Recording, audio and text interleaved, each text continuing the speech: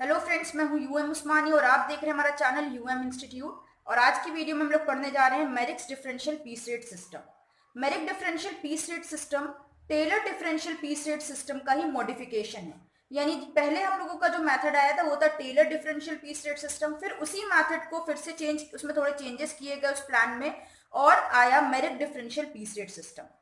Taylor differential piece rate system अगर आपको नहीं पता क्या होता है तो हमने अपनी लास्ट वीडियो जो कॉस्ट अकाउंटिंग पे डाली थी वो Taylor differential piece rate system पे थी, आप उसको प्लेलिस्ट में चेक कर सकते हैं।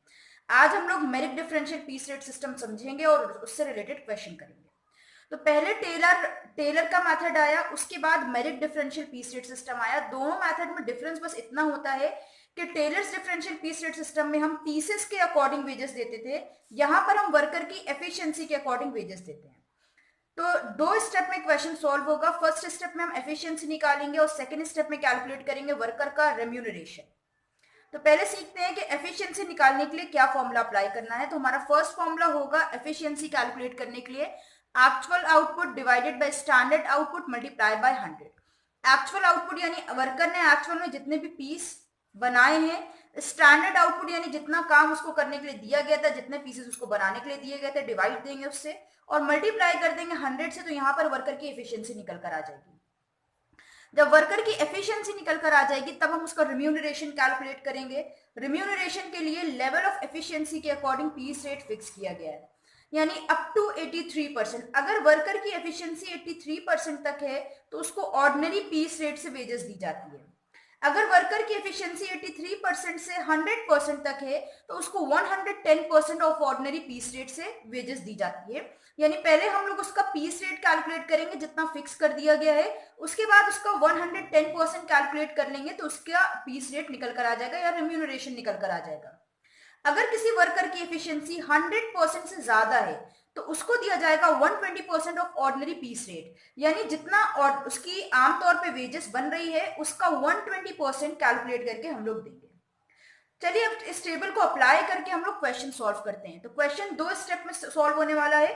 फर्स्ट स्टेप में एफिशिएंसी निकालना है, फिर वर्कर की एफिशिएंसी के अकॉर्डिंग हमको उसका रिम्यूनरेशन निकालना है। यहाँ पर क्वेश्चन में कह रहे हैं A B and C produce 1500, 2200 and 2500 articles respectively. A B C तीन वर्कर की बात हो रही है, 1500, 2200 और 2500 यूनिट प्रोड्यूस करते हैं। पीस रेट इज 2 पर पीस। पीस रेट क्या है? 2 रुपए एक पीस बनाने के लिए वेजेस दी जाती है। Standard production is 2000 articles. Standard production 2000 article. Standard production मतलब प्री डिटरमाइंड जो प्रोडक्शन होगा, यानी 2000 आर्टिकल्स बनाने के लिए दिए गए थे। एक फिक्स टाइम बता दिया गया होगा वर्कर को और उनको 2000 आर्टिकल्स बनाने के लिए बोल दिया गया कि आपको इतनी देर में इतने आर्टिकल 2000 आर्टिकल बनाने। वेजेस रेट आर आज अंडर। उसके बाद वेजेस रेट भी हम लोगों को दिया हुआ है। फर्स्ट कंडीशन में कह रहे हैं up to 83% of standard production, यानी जो 2000 आर्टिकल बनाने को दिए गए हैं, स्टैंडर्ड प्रोडक्शन का अगर 83% तक काम किया है वर्कर ने तो उसको नॉर्मल रेट से वेजेस दी जाएगी, यानी 2 रुपए पर पीस दिया जाएगा। सेकेंड कंडीशन है more than 83% and up to 100%। अगर वर्कर ने जो काम किया है वो 83% से ज्यादा है बट 100% तक है स्टैंडर्ड प्रोडक्शन के, तो उसे 110% ऑफ एनपीआर यानी नॉर्मल पीस रेट का 110% दिया जाएगा।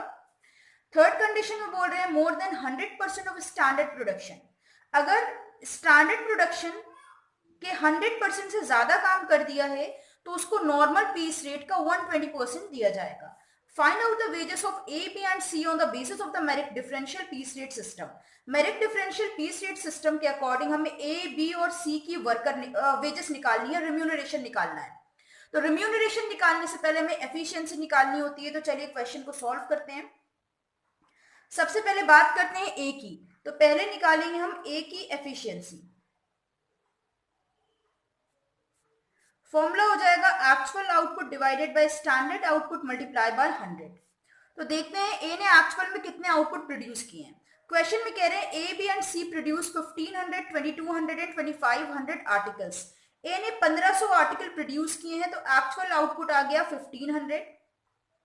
स्टैंडर्ड कितना है? यहाँ बोल रहे हैं standard production is 2000 article. Standard production है 2000 आर्टिकल, तो स्टैंडर्ड आउटपुट की जगह पर रख देंगे 2000 और मल्टीप्लाई कर देंगे 100 से, ये निकल कर आ जाएगी ए की एफिशिएंसी। तो 1500 मल्टीप्लाई बाय 100 डिवाइडेड बाय 2000, ए की एफिशिएंसी निकल कर आ गई है 75%। तो अब हम अपने जो 3 स्टेप दिए हैं टेबल के उसको पढ़ते हैं। फर्स्ट स्टेप में बोल रहे थे अप टू 83%, यानी अगर वर्कर की एफिशिएंसी 83% तक है तो उसे नॉर्मल रेट से वेजेस देना है। तो ठीक है, ए को जो वेजेस दी जाएगी वो नॉर्मल रेट से दी जाएगी। ए की वेजेस या ए का जो रिम्यूनरेशन है वो कैलकुलेट कर लेंगे हम लोग। कितना देना है उसको? नॉर्मल रेट से देना है, क्योंकि उसकी एफिशिएंसी 83% के अंदर है। ए ने कितने आर्टिकल प्रोड्यूस किए पहले हम ये देखेंगे नॉर्मल रेट के लिए। तो ए ने 1500 आर्टिकल प्रोड्यूस करे हैं। ए ने एक्चुअल में 1500 आर्टिकल्स प्रोड्यूस किए हैं। अब हम देखेंगे एक आर्टिकल बनाने का कितना पैसा मिलता है। तो यहां दिया हुआ है पीस रेट इज 2 पर पीस। पीस रेट कितना है? 2 रुपए पर पीस है, तो हम 2 रुपए से मल्टीप्लाई कर देंगे। 1500 मल्टीप्लाई बाय 2 ये आ जाएगा 3000। तो ए का रिम्यूनरेशन निकल कर आ गया है 3000। ए को 3000 रुपए दिए जाएंगे। ये हमारा ए का निकल कर आ गया। ए के बाद अब हम बात करते हैं बी की। ये ए का निकाला है, अब हम निकालते हैं बी का। तो पहले हम बी की एफिशिएंसी निकालेंगे। तो देख लेते हैं बी का एक्चुअल आउटपुट कितना है। बी का एक्चुअल आउटपुट है 2200। स्टैंडर्ड आउटपुट तीनों का सेम है 2000। एक्चुअल आउटपुट रखते हैं 2200। स्टैंडर्ड आउटपुट से डिवाइड देते हैं 2000, मल्टीप्लाई कर देंगे 100 से, निकल कर आ जाएगी बी की efficiency 2200 multiply by 100 divided by 2000, ये निकल कर आ गया है 110%। तो बी की एफिशिएंसी कितनी निकल कर आ गई है? 110% आ गई है। अब हम निकालेंगे बी का रिम्यूनरेशन। पहले चेक करते हैं कि जिसकी एफिशिएंसी 110% हो उसको कितना वेजेस देना है। तो चेक करते हैं, यहाँ पे देखिए दिया हुआ है more than 83 and up to 100। अगर 100% तक कोई काम करता है तो उसे 110% दिया जाएगा, बट बी की तो एफिशिएंसी 110% आ रही है। तो थर्ड वाला पॉइंट रीड करते हैं, मोर देन 100%। अगर किसी की एफिशिएंसी 100% से ज्यादा है तो उसको 120% ऑफ नॉर्मल पीस रेट दिया जाएगा, यानी नॉर्मल रेट का 120%। तो पहले हम नॉर्मल रिम्यूनरेशन बी का कैलकुलेट करते हैं। बी ने 2200 आर्टिकल प्रोड्यूस किए हैं और एक आर्टिकल का रेट है 2 रुपए। तो नॉर्मल निकाल लेंगे हम लोग इनका रेट, उसके बाद इसका कैलकुलेट करेंगे 120%। 2200 में 2 से मल्टीप्लाई करेंगे, ये आ जाएगा 4400। फिर इसका निकालेंगे 120%। 4400 का 120% आ जाएगा 5280। तो बी का रेम्यूनरेशन निकल कर आ गया है 5280। इसी तरह से सी का रेम्यूनरेशन निकालना है, तो पहले निकालेंगे सी की एफिशिएंसी। एफिशिएंसी के लिए actual output divided by standard output multiply by 100। देखते हैं सी ने एक्चुअल में कितने आउटपुट प्रोड्यूस किए हैं। सी ने एक्चुअल में 2500 आउटपुट प्रोड्यूस किए हैं और 2000 आउटपुट जो है वो स्टैंडर्ड आउटपुट है। सी ने 2500 आउटपुट प्रोड्यूस किए हैं, तो एक्चुअल आउटपुट हो गया 2500 और स्टैंडर्ड आउटपुट है 2000, मल्टीप्लाई कर देंगे 100 से। इसे सॉल्व करते हैं, 2500 इंटू 100 डिवाइडेड बाय 2000, ये निकल कर आ रहा है 125%, यानी सी की एफिशिएंसी है 125%। तो देख लेते हैं 125% के लिए हमारा थर्ड वाला पॉइंट अप्लाई करेगा, यानी अगर एफिशिएंसी वर्कर की 100% से ज्यादा है तो उसको 120% ऑफ नॉर्मल पीस रेट दिया जाएगा। तो सी का रिम्यूनरेशन कैलकुलेट करते हैं। सीज रिम्यूनरेशन, पहले नॉर्मल पीस रेट निकाल लेते हैं। नॉर्मल पीस रेट कितना है? सी ने 2500 आर्टिकल प्रोड्यूस किए थे, एक आर्टिकल का फैक्ट्री 2 रुपए देती है, तो ये हो जाएगा नॉर्मल पीस रेट। और जिसने भी 100% से ज्यादा जिसकी एफिशिएंसी है, जैसे कि सी की 125% है, तो उसे नॉर्मल पीस रेट का 120% देना है। तो नॉर्मल पीस रेट निकालेंगे और मल्टीप्लाई कर देंगे 120% से। 2500 का 2 में मल्टीप्लाई करेंगे, ये आ जाएगा 5000। अब 5000 का हम कैलकुलेट कर लेंगे 120%।